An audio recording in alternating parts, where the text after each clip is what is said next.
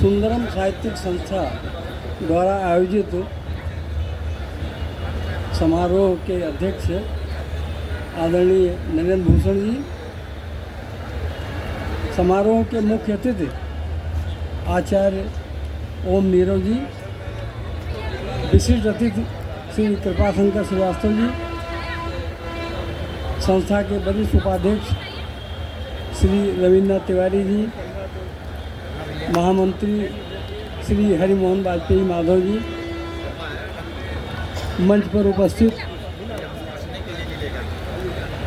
Shri KP Tripathi पुंज जी, आदरणीय मंजू सक्सेना जी, आदरणीय रेणु द्विवेदी जी और श्री मृगांक श्रीवास्तव जी, और जो बहुत अच्छा संचालन इस कार्यक्रम का कर रहे हैं आदरणीय योगेश गुप्ता जी और उपस्थित भाइयों बहनों। श्री नरेंद्र भूषण जी हमारे बड़े भाई हैं।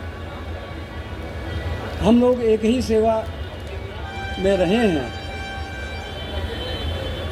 वो हमसे वरिष्ठ थे और निदेशक पद से रिटायर हुए हैं। हमें उनको कई रूपों में देखने का अवसर प्राप्त हुआ। हमने उनको कई विभागों में अधिकारी के रूप में देखा। बहुत ही प्रभावशाली और योग्य अधिकारी रहे हुए।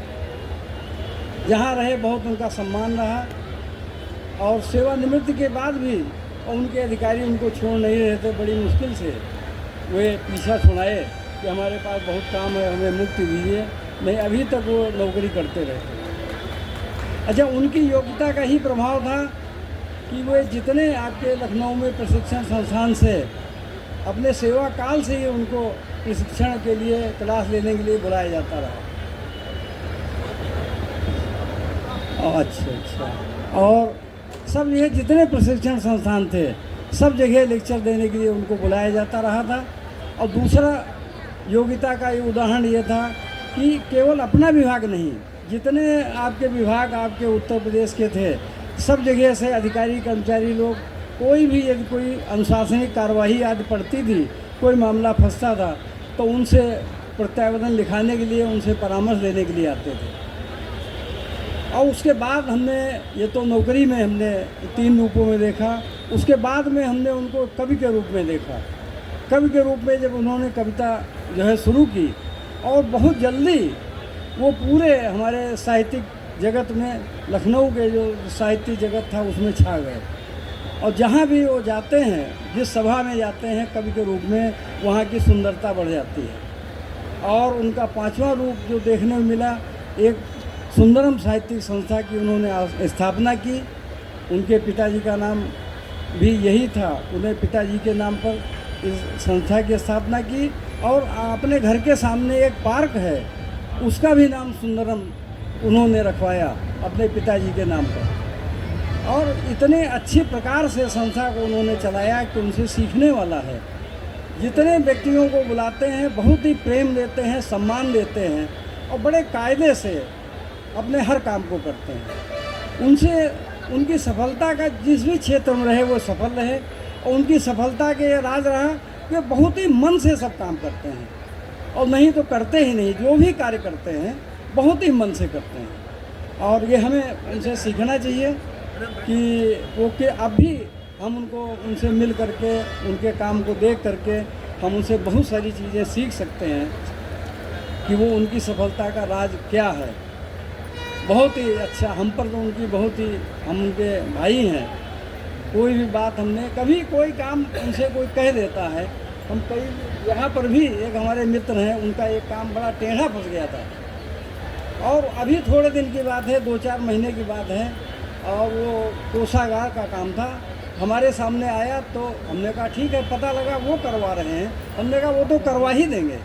और इतना कठिन काम उन्होंने बड़े आसानी से करवा दिया अपने व्यवहार से। अपने बहुत ही सीनियर अफसर हैं, सब उनकी सुनते हैं। तो बहुत बड़ा काम था वो उन्होंने जो करवाया, टेढ़ा काम था।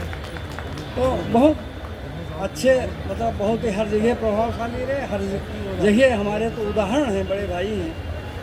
और हम अब इसके बाद में 5 दोहे पढ़ करके अपनी बात समाप्त करते हैं। 5 दोहे सिर्फ। स्वागत है। अब पत्नी होती हैं सभी घर के बेसिक फोन। पत्नी होती हैं सभी घर के बेसिक फोन, और मोबाइल सी प्रेमिका कितनी अच्छी टोन। पत्नी होती हैं सभी घर के बेसिक फोन, और मोबाइल सी प्रेमिका कितनी अच्छी टोन।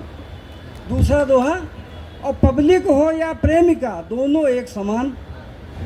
पब्लिक हो या प्रेमिका दोनों एक समान। और